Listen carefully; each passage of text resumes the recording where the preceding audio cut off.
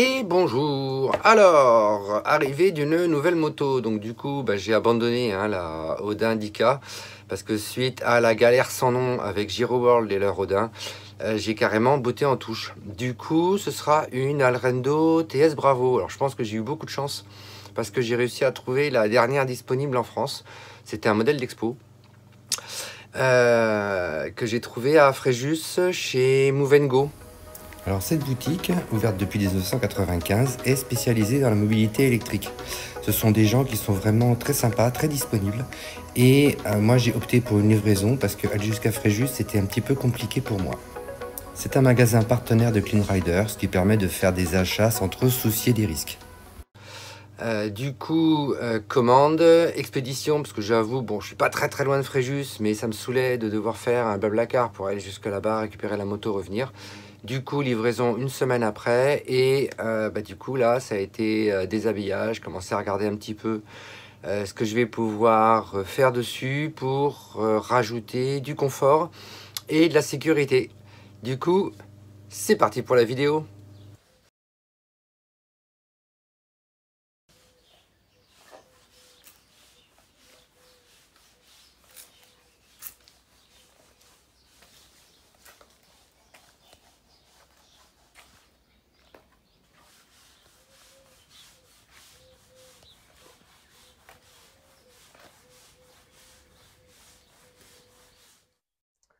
Alors, que dire sur cette moto?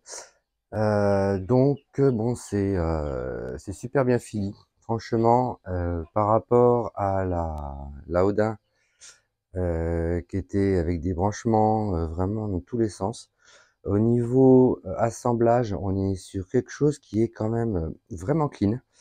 Euh, j'ai pas de partie comme j'avais sur la Audin qui soit déjà complètement corrodée ou avec des traces de rouille, hein. La peinture tient la route. Bon, par contre, je pense que ça c'est la problématique chinoise. Tout ce qui est soudure et pas particulièrement clean. Et par contre, par endroit, on voit déjà un petit peu de traces d'oxydation. Bon, ça, c'est pas grand-chose. Un coup de brosse, un petit coup de peinture, histoire que la moto soit pérenne dans le temps. Sinon, franchement, déshabillage de la moto très facile, hein. Bon, je ferai un petit tuto parce qu'il y a un petit ordre quand même à avoir pour avoir un démontage facile. On a accès à absolument tout. Bon, cette partie-là, moi, je finirai par la démonter aussi pour voir un petit peu si je peux accrocher des choses dessus. En termes de place, alors, ce qui est étonnant, c'est que le cache supérieur de la moto est en métal. Alors, bien, pas bien. C'est sûr qu'en cas de bugne, ce sera plus facile à réparer que du plastique. À voir dans le temps. Bon, au niveau carénage, donc on est comme pour l'Audin, hein, sur un plastique qui sonne très clair, euh, qui est très rigide, contrairement au Vestrom. Bon, c'est toujours pareil, hein, c'est du plastique peint sur une bâche blanche.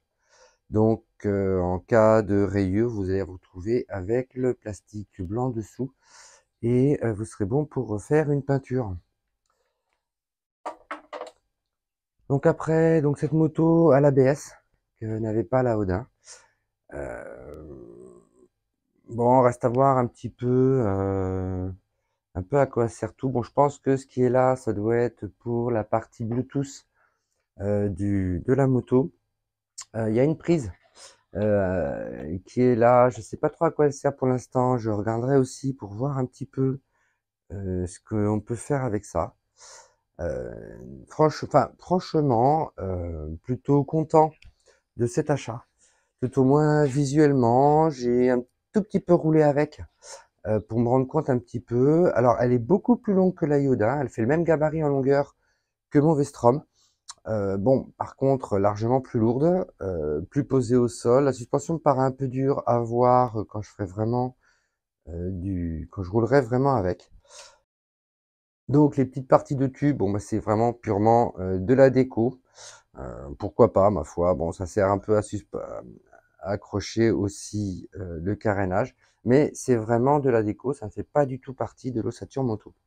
Alors, autre point, moi j'ai roulé, la route était mouillée, Et cette partie-là, en fait, prend l'eau quand vous roulez. Alors, je pense que l'eau doit remonter au niveau de la roue arrière par la partie amortisseur. Et du coup, cette partie est humide. Donc, si jamais vous envisagez comme moi de rajouter des choses, genre une dashcam ou un peu d'électronique, il va falloir que vous occupiez à faire une boîte un tant soit peu étanche pour éviter que l'eau ne passe en fait par les deux trous du bas et par le petit crochet, je sais pas trop à quoi il sert, qui est qui est en fait à ce niveau-là, juste là. Donc en fait, ça vient éclabousser. Donc cette partie mouille quand vous roulez sur route mouillée. Donc à étanchéifier si jamais vous voulez faire quelque chose. Pour poser des klaxons additionnels comme j'avais fait sur la Audin, bon, ça va être compliqué. Il n'y a pas trop de place. Il y a beaucoup de place sous le cache au-dessus. Maintenant, à tester, voir avec la caisse de résonance ce que ça peut donner. Sinon, en partie avant ou en latéral, je pense qu'il va être très difficile de clanquer des klaxons de voiture. Alors ensuite, au niveau connectique, bon, on est entièrement sur la connectique étanche, contrairement à la Audin. Alors, de prime abord, plutôt satisfait de cet achat. Ça me paraît plutôt pas mal au niveau qualité. Ça va être plus compliqué pour rajouter de l'électronique, genre dashcam, fleu de pénétration, anti-brouillard, etc. Pour la connectique, tout simplement parce qu'il y a beaucoup moins de place que sur toutes les motos que j'ai pu avoir. Maintenant, c'est faisable. J'ai commencé à regarder un petit peu. C'est faisable. Ce sera plus compliqué, mais il n'y a pas de souci à ce niveau-là.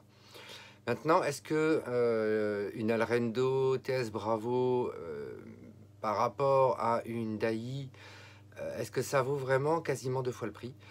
A priori, je pense oui, dans le sens où on est en matériel beaucoup plus qualitatif. Au niveau électricité, on est sur des choses très propres, très bien assemblées. Au niveau thermolacage métal, pareil, hein, on est sur de la bonne qualité. Bon, sauf pour les soudures, comme j'ai déjà dit, où ça semble chinois, hein, de faire des belles soudures qui ne s'oxydent pas légèrement. Ça a l'air assez compliqué chez eux. Du point de vue du carénage, bon, c'est exactement pareil, hein, que Audin, Alrendo, même combat, hein, c'est du plastique blanc avec une couche de peinture minimaliste, donc gare aux rayures, gare aux impacts. Sinon, c'est la trace blanche assurée derrière. Après, donc sur la Bravo, il y a un ABS en plus, qu'on n'a pas sur la Audin. Enfin, tout ça fait que je pense que le fait qu'elle soit 2 fois plus chère, c'est justifié au niveau qualité.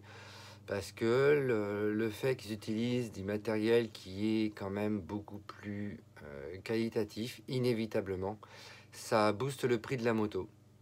Donc pour moi, bah écoutez, à suivre pour les prochaines vidéos, pour tout ce que je vais rajouter dessus.